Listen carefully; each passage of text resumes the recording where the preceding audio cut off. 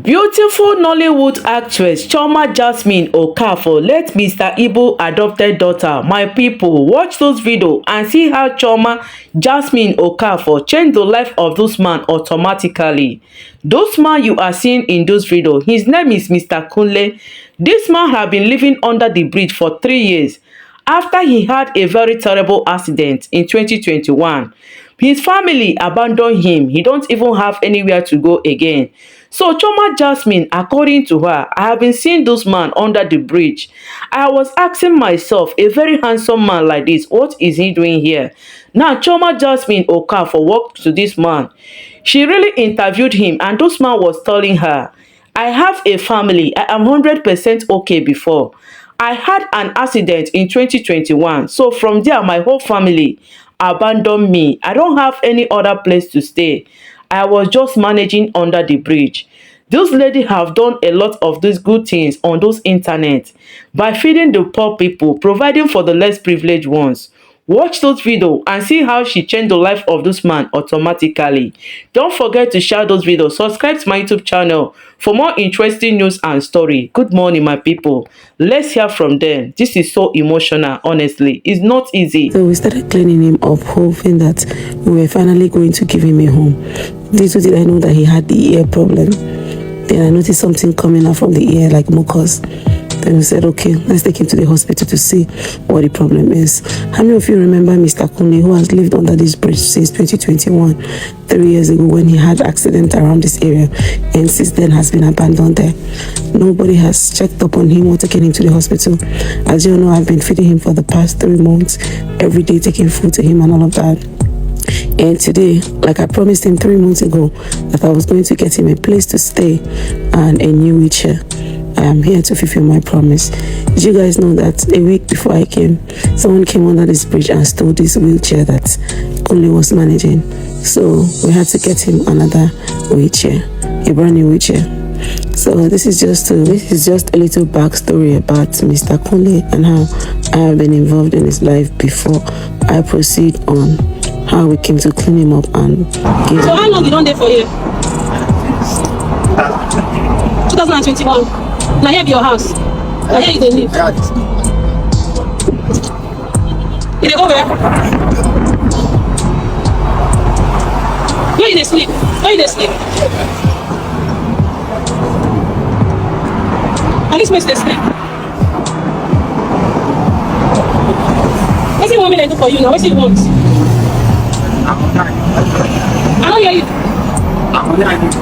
Okay. So as you heard, he told me he was looking for money to get an accommodation or get a place to stay, and he was also looking for money to be able to feed himself well. But rather than giving him money, I decided to rent a place for him and also get him a new wheelchair, since, as you guys can notice, when I came here to fulfill my promise, there was no wheelchair with Mr. Kunle. He started crawling from one point to another point because somebody came under this bridge and stole his wheelchair. If you also look closer, you realize he has some slight problem on his leg, which will be taken care of. Thank God for Lancet Homes, who recently reached out to me and offered me ₦1 million to help take one homeless person out of the street. So when I got that money, I remembered I made a promise to one homeless man that has lived under this bridge for 3 years, and I said that would be the first person I'd like to start with. So today we came straight to Mr. Kunle under this bridge. Before I say anything further, I'd like to say that Mr. Kunle is in a good state of mind. I had a good conversation with him. He knows where he's from. He's a Yoruba man. He knows his village, he knows his community, but he has lost touch with his family for a very long time because he left home and then didn't know he was never going back home after he had this accident. So if you're watching this video at this point, I'd appreciate if you share this video, tag as many people as possible until Mr. Kunle reconnects with his family. Even though we're giving him home today, we still need to be in touch with his family because he doesn't have any contact of anybody. He doesn't have a phone. So I'd appreciate if everybody shares this video until Mr. Kunle gets in touch with his family or his family gets in touch with him, so that I won't try to help someone and also be at risk, because if anything happens, there's nobody to reach out to. So on this day, we came with this brand new wheelchair sponsored by Lancet Homes, and we took this wheelchair to Mr. Kunle and I went with my barber, who took her time to barb his hair. It was while we were cutting his hair that we discovered that Mr. Kunle had some mucus dropping down from his ear, and then decided to take him to hospital. So we had to open the wheelchair for him to use, because unfortunately 3 nights before we came, or a week before we came, somebody stole his wheelchair. So this is me and my team and some other people I met at the neighborhood trying to open up the wheelchair we got for him so that he can start using the wheelchair, because that's the easiest way to move him from point A to point B. So these people trying to pick him up are people that have known him for some time, while he was staying under this bridge.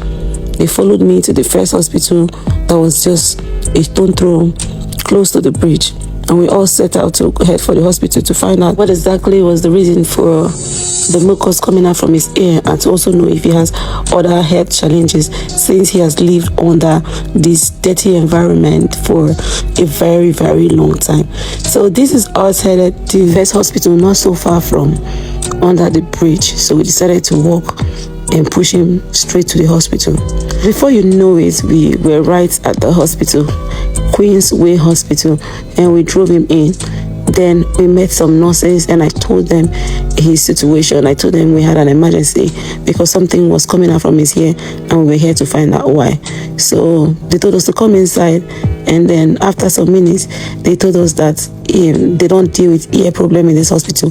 I mean, they are not specialized on ear problem, that we should take him to a different hospital that are specialized on ear problems. That's where we can figure out what is wrong with his ear.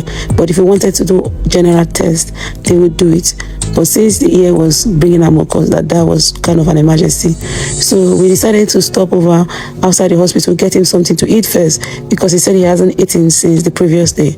And then we were patient enough to wait for him to finish eating. After that, I called a bus driver to carry us to another hospital. So we checked on the internet, we browsed and found that another hospital that were specialized on ear problem. They call it nose, ears and throat. So we finally got there. This hospital is located on the Lagos Island. Finally got to the hospital and we knocked. Somebody came out to receive us. We told them we had a patient that had ear problem, and they told us to bring the patient out. So I told my team to go back inside the car and bring him out so that they can check him up. So this was us going inside to see the doctor, and Mr. Kunle was really excited, because who would have thought that soon his problem would have come to an end. So we gently pushed him in with the wheelchair to the doctor's office. Much struggling to get into the doctor's office, finally we made our way into the doctor's office, and Mr. Kunle was seated patiently waited to see his new doctor. So the doctor proceeded to check inside his ear, and he was showing me exactly what was going inside the ear. And while he was doing that, he was also able to communicate with Mr. Kunle. He checked in with both ears. Apparently one ear was okay, even though it was very dirty, while the other ear has got a very bad ear infection. And the doctor cleaned him up. After cleaning him up, he also decided to wash off the other ear that was not infected.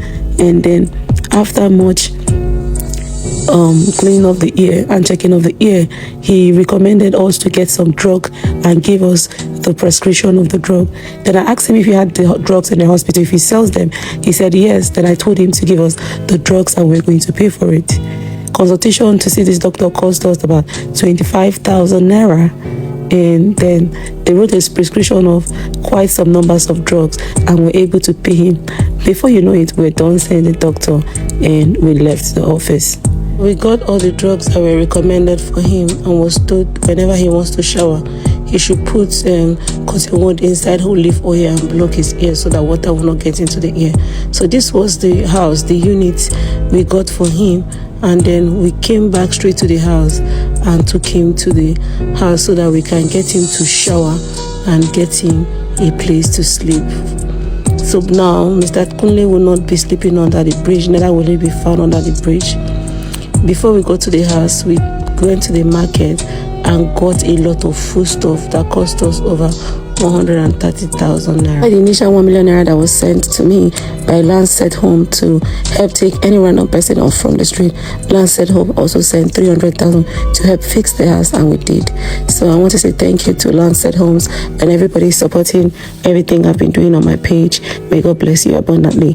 Now Mr. Tunde has a place to stay, has enough food to eat, and hopefully we're looking to start up a new business for him in front of the house so he can sell provision and take care of himself. I've also gotten someone to help look after him for a while until we connect with his family members. Please share this video massively so that you can help me connect with Tunde's family. God bless you all, and I love you. If you want to support Mr. Kunle to start a business, please reach out to me or send me a DM.